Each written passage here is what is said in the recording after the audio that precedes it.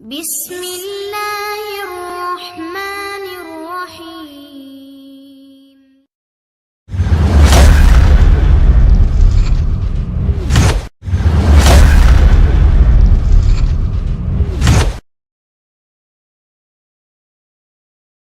One.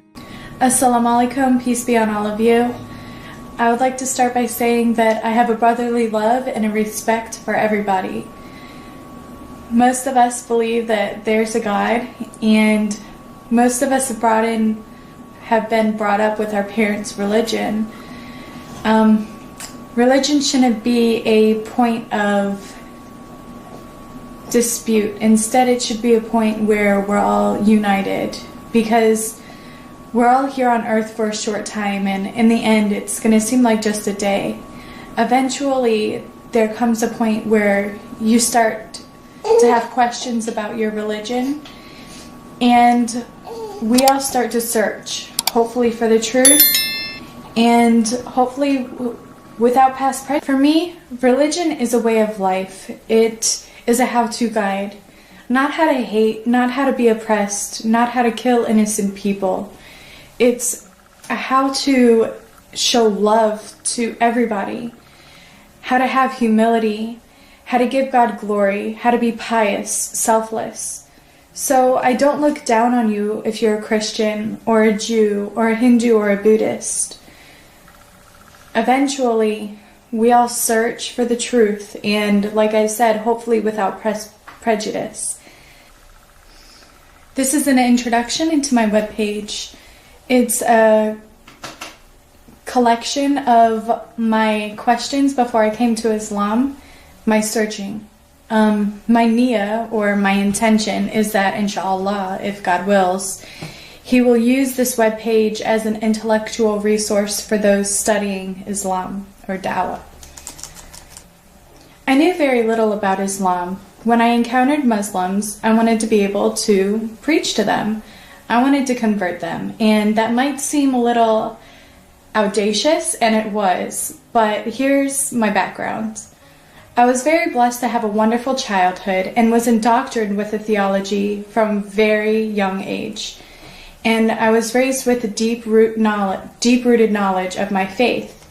For example, the Heidelberg Catechism, Canons of Dort, and shorter and longer catechism were regular reference guides for the kind of studying that I regularly did as a child. I was raised as a Presbyterian Protestant Christian, went to church 2 times on Sundays, went to catechism and prayer meetings on Wednesdays, was raised in a Christian private school all my life, have 3 uncles who are ordained ministers, and my father is an extraordinary man who's also an ordained minister. My grandparents were missionaries to Africa, Kenya. One of my uncles is currently on the mission field in South Africa, preaching mainly to Muslims. I praise God for my childhood, and I wouldn't trade it for the world. Religion was not just a name for me, and it's not just a name for me. It was my identity, a source of serenity. I felt a sense of fulfillment with studying and the knowledge of my religion. So I felt very confident in my faith, and I'd propagated Christianity before and thought I would have no trouble talking to these Muslims about religion. So I started asking them questions about Islam, not for my knowledge, but just to open the topic and to see where I could wedge in Christianity. Even though I knew nothing about Islam, I was trying to just tell them a little bit about Christianity and hopefully get on a conversation or a dialogue with them.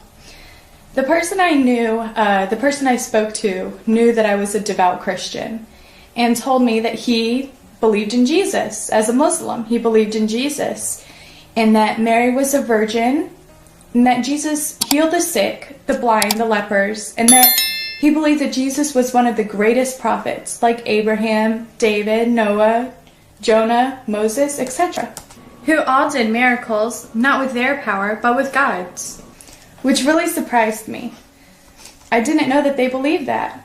I told him that I heard someone say that Muslims worship Muhammad, which is hilarious now thinking about it, but that was my distorted view of Islam. I knew nothing about it.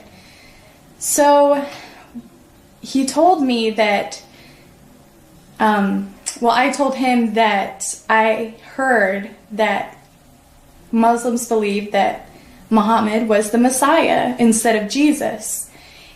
He believed that Jesus was the Messiah, translated Christ. And he laughed and said that he believed that there was only one God. And this God created the universe.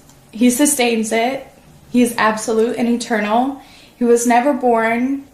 He does not procreate. He's not a man. And he is above comprehension. So he can't be Muhammad. I started explaining the theology behind Jesus' divinity. The person was not convinced at all and said he believed in only one God, and he's not a man. I told him that I too only believed in one God, and he's not a man. Number 2. My name is Angela. I'm honestly not really sure where my journey started. I grew up as I'm Native American, so I grew up on a reservation, which is probably not something that a lot of you are familiar with. But we're very spiritual, so my grandparents were always talking to me about the Creator and telling me stories, and that's what I grew up hearing. When I was 10 years old, all of us Native American children got shipped out to a Catholic boarding school because they thought that that would make us more American, I guess. So I spent 2 years in a Catholic boarding school, and none of it made any sense. And the only thing that I really learned after the 2 years was that I'm definitely not Catholic. So as I got older, people started asking me, they were like, so what is your religion? And I was like, well, I don't really know. You know, we're spiritual, but we don't have a name for it. It's just a way of life. It's who we are. You know, you spend your whole day in prayer. The elders are always telling us that we're supposed to walk in prayer. Every step is supposed to be a prayer. And as long as you're doing that, then you're living life the way that you should. But we didn't have a name for it. So it made it really confusing when people would ask, what is your religion? So I started looking into other religions, and I started studying everything. Any religion that I could get information about, I was like, what is this? And eventually I would come to a point with all of them that I was like, this just doesn't make sense. No matter how many times a day I pray, I am never going to be a god. It's not happening. They just didn't make sense. So time kept going on, and after a while, I actually met a Muslim, and we started talking, and I was like, wow, you do that? Really? Wow, so do I. And it just started getting to a point where I was like, you know, maybe I need to read more about this. So I went online, and I started reading whatever I could, and it all just made sense. Most of it was stuff that I had already heard from my grandparents. So it just seemed to make sense. So I kept reading. And I went to the grocery store one day, and we had this little bin in the grocery store. It was like books people would drop off, and they'd buy the books, and the money would be donated to charity. So right on the top of the stack was like all of these books about Islam. So I was like, cool, this is awesome. So I bought the whole stack of books, and I went home, and I started reading them, and I was like, yeah, this really makes sense. So then I decided that I was going to try to read the Quran. And I went ahead and I started reading it. And at first it felt a little bit weird because a lot of the stuff that I was reading was stuff that I had heard from my grandfather. So at first it was like, okay, this is different. And I kept reading it, and I was like, wow, I've been doing this my whole life, and I just never knew it. So it just got to a point that it just made sense. And here I am. Number 3. So I'll start it with, I was brought up Christian. We weren't like super practicing, you know, we celebrated Christmas, but you know, that's more of an American culture thing at this point. Everybody celebrates Christmas. That's not, you know, like Muslim or Jewish, I think. Even like atheists celebrate Christmas. But anyways, so yeah, I was brought up Christian. I've had a lot of different experiences in my life, some really good and some really bad, and that influenced my choices as a teenager. I was pretty wild. I rebelled in a lot of different ways, you know what I'm saying? I was super into self-medicating. You know, I smoked a lot of weed coming up, you know, as a teenager. And I mention that because Islam changed a lot in my life. So I bring up the bad stuff so you can understand why, you know, Islam was so good for me. So I was 16, me and my mom and family, you know, we moved to another house in Detroit. There was a Muslim family across the street. And before then, keep in mind, I cannot tell you a time where I had personally interacted with a Muslim. And if I did, they were probably non-Arab and men, because I can tell you I'd never knowingly looked at a woman in a scarf even. You know what I'm saying? So my perception of the religion was, you know, they're all Arabs. That's, you know, that's usually what kids think about Muslims, and they hate Americans, and that's pretty much the knowledge that I had. You know, they prayed 5 times a day. I learned that in school, but that was it, you know, as far as world religion studies or whatever. But yeah, so my knowledge in Islam was not little, but completely misinformed. So yeah, meeting them was like an awakening, you know what I'm saying? So seeing these people that are so sweet, and you know, the daughter didn't wear a scarf, but the mom did, and the dad was super religious. He fasted outside of Ramadan. So please do not accuse me of faking my religion for a man, because it's very common and I'm aware of that, but I'm surely not the case.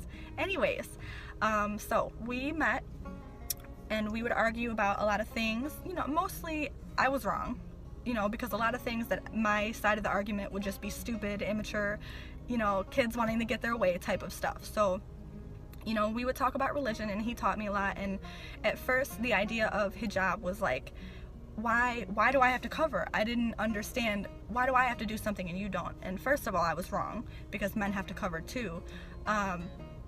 They just have different ways of covering. And I didn't understand at first the value of modesty in general.